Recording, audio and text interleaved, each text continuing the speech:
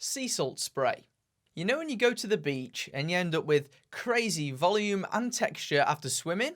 Well, these products essentially aim to recreate that same effect in the comfort of your own home, so you can have great looking hair every day. Most of these come in a spray dispenser like this to saltwater spray from our video sponsor, Dadood.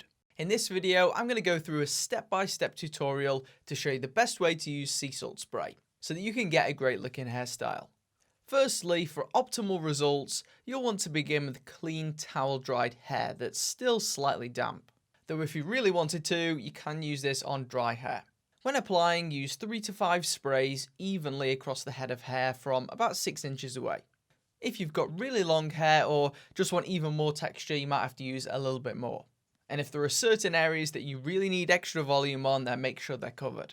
You can unlock the best performance from products like these by using a hairdryer. I'd recommend trying to find one that's got multiple settings, so that you can select a fast speed but a medium temperature to prevent any hair damage, though regular blow dryers will still work. Use the hairdryer from a close range and a variety of angles to ensure you evenly heat each section of your hair. I love using the saltwater spray because you can immediately feel that boost in texture and volume as soon as your hair starts drying really. It also leaves a matte finish which leaves my thinner hair looking natural and as thick as possible.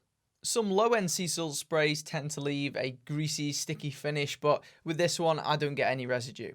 There's a link to it in the video description if you want to try it out. You can also use these types of hair products without a hairdryer if you want to, but personally I wouldn't recommend it, though it may be viable if you've got really thick hair. While using your blow dryer, you can start to create the shape of your hairstyle. There are a couple of ways of doing this when using a sea salt spray. You can use your hands to create a natural look. One way that you can create extra texture is by doing simple, light scrunching motions with your fingertips.